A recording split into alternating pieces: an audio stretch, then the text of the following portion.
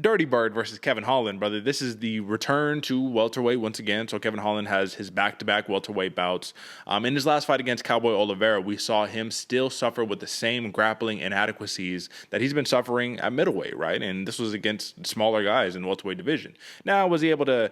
Ultimately, he finished the fight on his, with his back taken. Next round happens, and he says, "You're not taking me down. I'm going to hit you with one good shot, gets you fucking flying out of the ring, and then finish you, man." So Kevin Holland, his power does translate to the welterweight division. And I think that if this was any other welterweight right now in the top 20 to 30, 20 to 40 right now, Kevin Holland would have no problem getting them out of their way. But this is Tim Means, and this is a very experienced fighter here, bro. And the reason why I feel like I need to give respect to Tim Means is because if you look at his last five, the only loss in his last five is against Daniel Rodriguez. And if you look at that fight, bro was having so much success early on.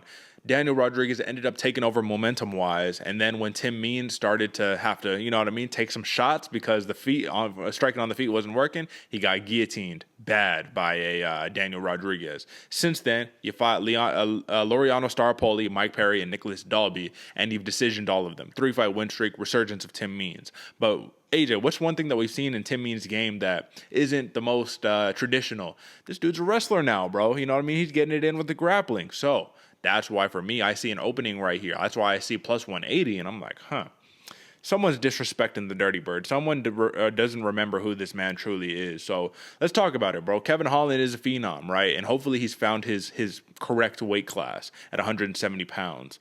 But let's be real here, man. When you're fighting a Tim Means, what do you expect? I mean, what do you think Kevin Holland expects Tim Means to do? Do you think he expects Tim Means to just shoot immediately? Because he could kickbox with the best of them. I think that this is going to be a fun, scrappy kickboxing match with some grappling incorporated into it. What do you think? Yeah, no, I agree with you. I think it's going to be kickboxing starting off, getting wild on the feet, and then when they need to, they're going to throw it to the ground.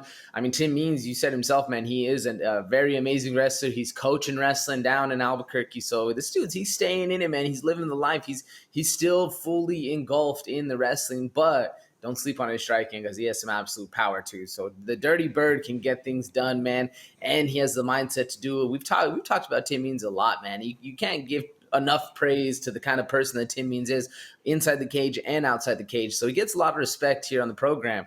But, man, I think Kevin Holland on this one, I guess there's no but to that. He gets a lot of respect on the program. Kevin Holland, on the other hand, also gets a lot of respect from me just because of the reflectiveness or the turning inside and self-awareness that Kevin Holland has, where he knows, he saw, like, oh, okay, I was doing bad in the wrestling in the 185. I dropped down, think I'm going to do a little bit better, still get handled, still get kind of ragdolled a little bit, or at least maybe not ragdolled, but controlled a little bit by who's supposed to be the easier fighters, the lighter fighters, and then takes a year off, goes and gets that wrestling training in. So I think he is expecting a Tim Means to come out and wrestle a little bit. He says he feels a lot more confident in Kevin Holland. He says he feels a lot more confident in his wrestling abilities.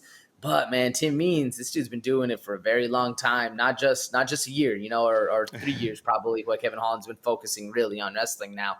But, he's been doing it a lot longer. And when you teach basics to kids, your foundation grows exponentially as well. So I think he's a little outmatched on the ground still, but I'm excited to see how Kevin Holland does. Well, Kevin Holland, this is on this program, on the Bloody Water podcast, this is a fan favorite right here. We love Kevin Holland. We love Trailblazer. We love Big Mouth. You know what I mean? I'm big fans of him. The only gap that I see making this problematic for Kevin Holland is his nature to, overcommit on his strikes. His nature to be a little bit of when he throws like a big right hand, given his arms are so long, it's like the gift and the curse. He throws it, but it takes him a minute to get there, and then he stays there for a minute after. So it's not these sharp, take the shot, bring it back, move out a distance. It's like commit and follow with the shot. And if you follow with the shot, I just see that as giving Tim Means opportunity after opportunity after opportunity to grab you, body lock you, get you down to the ground, and keep taking you to the ground. Because if you look at Tim Means' fight against Nicholas Dalby in his last outing, bro, I mean, Nicholas Dalby is a great karate fighter who doesn't really run into too many problems against too many fighters, but Tim Means put it on him, man, from start to finish. He went straight to the wrestling. If you look at his fight against Daniel Rodriguez, even in the beginning, man, he hit him with a blast double. Now, D-Rod was able to get up, and like I said, the tide turned after after that. But the point is I think that was the fight for him right there that kind of instilled, oh, okay, I need to go deeper in this wrestling game. And ever since then, against the Star Polies, the Mike Perrys, the Nicholas Dalbys, you see it time and time and time again. If I'm not mistaken, I think he did that to Mike Perry as well. But let me just take a look really quickly at the stats. Let's see. For Tim Means, he has, okay, so it looks like, and I'll pull this down just 1 second. So for Tim Means, last couple outings, 1 takedown against Dalby.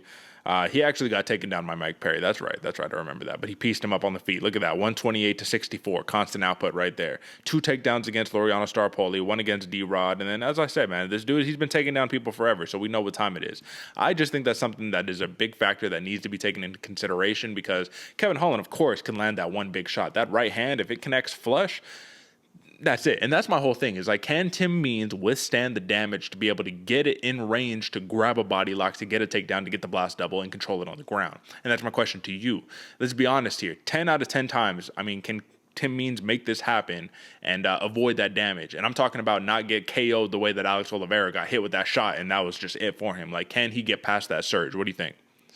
10 out of 10 times, man. I think he can, but I'm thinking like a 4 out of 4 or 5, like a 50-50, somewhere around that kind of shot. Because don't forget, like, was it Buckley? Was it Kevin Holland versus Buckley, where he got him basically in the same, where it was a close knockout using the momentum coming forward. Same thing happens on this one. Tim Means, he's looking to shoot, but doesn't necessarily get his head offline or something like that. Yeah. Kevin Holland uses momentum against you. That's where those long, lanky arms and that reach doesn't really matter, because he's putting all that power behind that shot. As much as like I said, 50-50. I'm right about there. Maybe a little bit more, maybe a little bit less, but around somewhere there, I think he can always get past the danger. But, I mean, you're playing with fire, which is always a very dangerous one, man. Yeah. No, I agree with you, man. And, like, do you think that it's wrong to sit here and say that Kevin Holland, bro, like, I think that he just needs to double down a little bit more and not initiate the grappling sequences, not try to be like, oh, you want to grapple me? Well, I'm gonna placate that. I'm gonna, you know what I mean? I'm gonna invite you to do that. I think he needs to keep it on the feet, because he's a bad man on the feet, bro. Kevin Holland is a bad man. So, I mean, listen, really what it comes down to is the veteran experience of Tim Means, and I think that he can try to use some of that Brunson-esque experience, that Vittori-esque experience, to be able to squeak out a win here against Kevin Holland. But it's not going to be easy, I'll tell you that much, brother. So is it unfair, though, for me to say that I see this going one of two ways? Either Kevin Holland knocks out Tim Means, or Tim Means wins a decision. I don't see it going any other way. Is that fair? Yeah, I see it the same, man. Because if Holland is able to get a decision, he's done some really impressive wrestling, and all of us are changing our tune on Sunday morning, you know? Yeah, absolutely. That's how I see it. Absolutely. So let me just rattle these off really quickly, because I thought these were a couple interesting stats. Tim Means, he's 6-4 in his last 10. 2 split decision losses, 1 knockout, and 1 submission loss. So on the other side of those split decision losses, brother, you're fucking 8-2 in your last 10. You're in great form. Now, Kevin Holland, he's 6-3 and 1 no contest in his last 10, and 5 of his 6 wins have come at 185 pounds. So something to take into consideration. And with that being said, AJ, let's talk about some props here. So for Tim Means, decision prop, plus 175. And for Kevin Holland, this is actually very surprising to me. Kevin Holland TKO prop is plus 600. That's very surprising, and I think very lucrative sounding. What do you think? Very surprising. Yeah, plus 600. There's if you're a Holland fan, I jump all over this one too, because that's what I'm thinking. Kevin Holland, TKO, round 3. I'm even going late on this one, because I do think it's going to be a gritty fight right here. But if there's ever a way for Holland to get it done, that's at plus 600 money. That's nice. Are you thinking early round 3, late round 3? What you thinking? Is that the over-under? 2.5. Well, 2.5 is the over-under, so.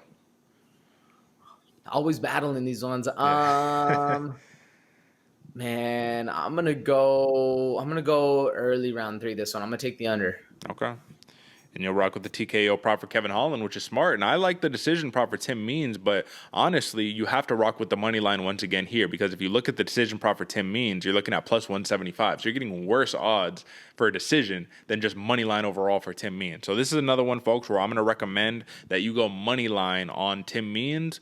But let's just say, let me take a look actually right now. Let me see what the current odds are at this moment. Literally, I'll refresh it. As of this moment, it looks like the current odds for Tim Means will be plus 230, minus 280.